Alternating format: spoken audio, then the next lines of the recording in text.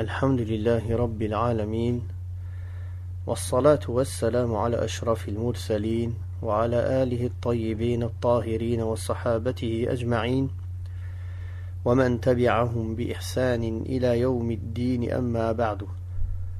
Le 17e juz débute avec le début de Surat Al-Anbiya et se termine au verset 78 de Surat Al-Hajj. La Surat Al-Anbiya commence par annoncer la résurrection et par confirmer qu'elle aura bien lieu et qu'elle approche. Nous sommes-nous préparés pour ce jour-là? On gagne toute la gloire et tout l'honneur à se conformer au Coran, la parole d'Allah. Allah subhanahu wa ta'ala dit en effet, dans le sens de sa parole, « Nous avons assurément fait descendre vers vous un livre où se trouve votre rappel ou votre renom. Ne comprenez-vous donc pas ?» Le verset 10 de Sourate Al-Anbiya, les prophètes. Dans cette sourate, il est longuement question de l'affirmation du monothéisme et du fait que la mission de tous les messagers est la même. C'est d'appeler au monothéisme pur. S'y trouvent également un dialogue rationnel et un exposé des preuves matérielles visibles témoignant de l'unicité d'Allah subhanahu. Un seul souffle du châtiment d'Allah suffit à faire oublier tous les délices. Médite en effet ce verset dans le sens de sa parole. Si un souffle du châtiment de ton Seigneur les effleurait, ils diraient alors « Malheur à nous, nous étions vraiment injustes. » Verset 46 de Surat Al-Anbiya. Le récit d'Ibrahim alayhi salam, où il détruit les idoles, est un exemple magnifique de maturité et de sagesse, accompagné d'une forte confiance en Allah. Les récits de nombreux prophètes sont racontés dans ce juz, dans cette partie. Et on y apprend comment Allah anéantit les adversaires de ses prophètes et comment il renforce ses alliés. Il y a dans cette sourate, des exemples magnifiques montrant la force du lien qui existait entre les prophètes et leur Seigneur et leur sauvetage dans les moments difficiles. La sourate est clôturée par la mention du sort des polythéistes et de leur divinité, puis par un rappel au monothéisme pur.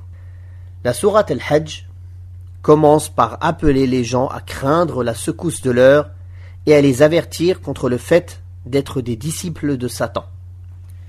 Cette sourate parle de la réfutation des polythéistes qui nient la ressuscitation et prouvent la réalité de la ressuscitation en avançant comme preuve le début de la création de l'être humain et le retour à la vie de la terre desséchée.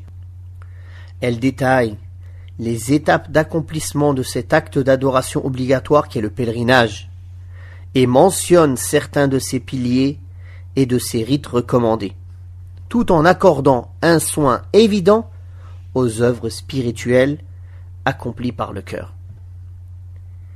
Est déclaré dans ce juz, dans cette partie, que celui qui exalte les rites du pèlerinage et celui qui prend en haute considération les rites sacrés d'Allah, dont le sacrifice, il a en réalité pris en haute considération Allah subhanahu wa ta'ala et exalté Allah subhanahu wa ta'ala, et en fait des actes d'adoration après qu'elles aient été de simples coutumes.